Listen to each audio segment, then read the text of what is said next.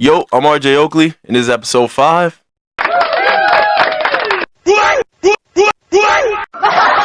And today we'll be talking about what it really takes to become a great lacrosse player. Gary Gait. The Canadian played at Syracuse and was named an All-American every year he played there.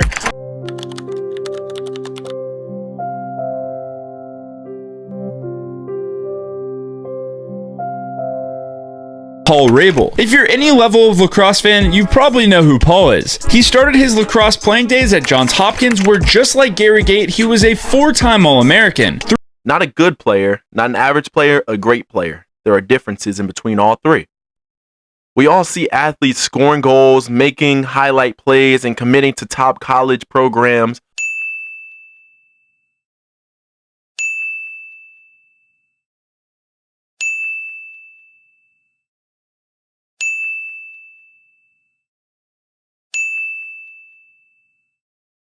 But what most people do not see are the thousands and thousands of hours that happen when nobody is watching. Today we're breaking down the habits, mindsets, and work ethic that separate great players from everyone else. So let's get into it. Our first segment, talent isn't enough. One of the biggest misconceptions in sports is that great players are simply born talented. Does talent help? Of course. But talent without work eventually gets passed by hardworking athletes. The players who improve the most aren't the most gifted. They're the ones who consistently show up. They hit the wall. Feels really nice, very smooth. I like it. Pretty good whip.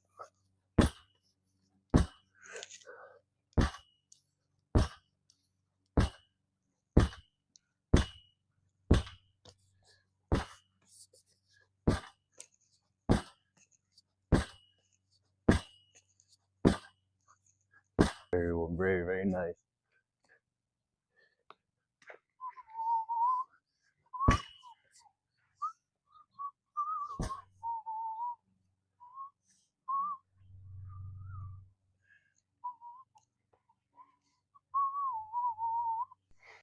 They run when they don't feel like running.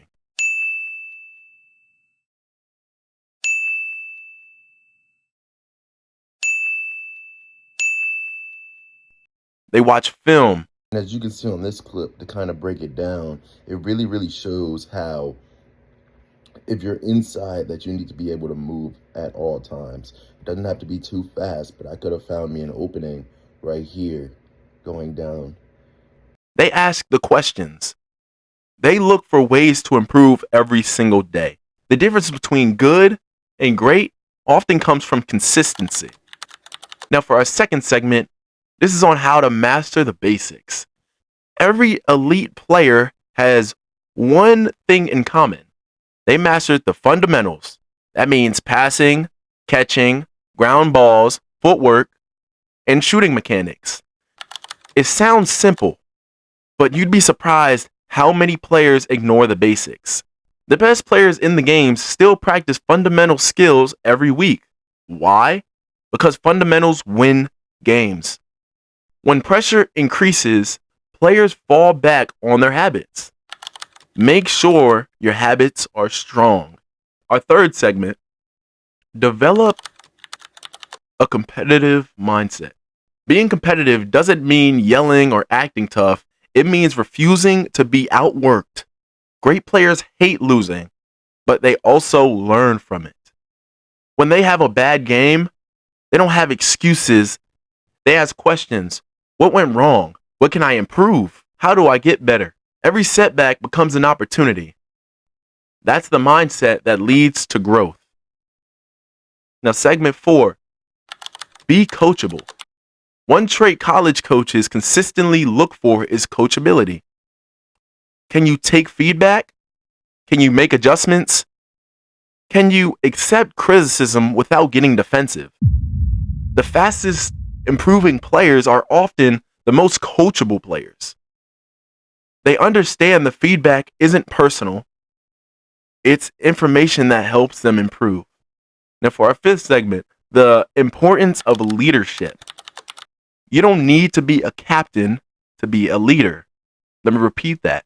You do not need to be a captain or be named a captain or give that title to be a leader. Leadership can be encouraging teammates, working hard in practice, staying positive during tough games, and setting a good example on and off the field. The best teams usually have multiple leaders. The coaches notice players who elevate everyone around them. Ask yourself, do I make my teammates better? If the answer is yes, you're already being a leader. Segment 6, what to do outside of practice.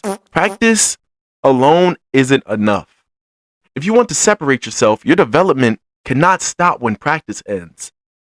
Some ideas include wall ball, speed training, strength training, film study, watching college lacrosse. Even 20 to 30 extra minutes a day adds up over time. Small improvements become big adjustments. Segment 7, the mental side of lacrosse. Every player has bad games. Every player makes mistakes. The difference is how they respond. Great players don't let one mistake turn into 5 mistakes. They move on quickly. They focus on the next day. Mental toughness isn't about being perfect. It's about recovering quickly when things don't go your way. As we wrap up today's episode, remember this. Great players aren't built overnight. They're built through consistent effort, discipline, and a commitment to get better every day. Master the basics. Work hard when nobody is watching. Be coachable.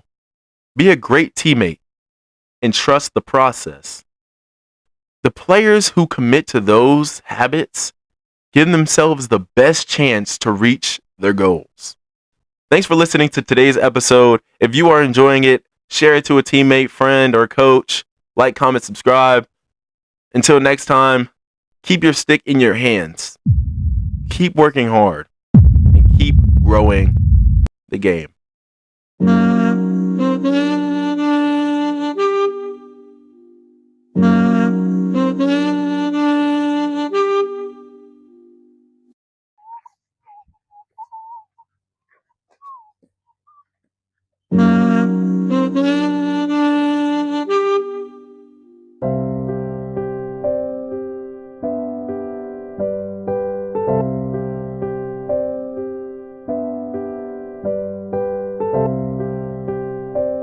Super smooth.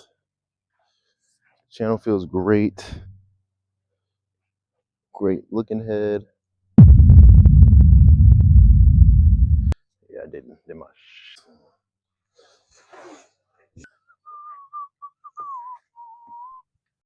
Peace. Working hard, no matter what, no matter what anyone tells you, no matter the doubt, the hate, fight, and work over those obstacles.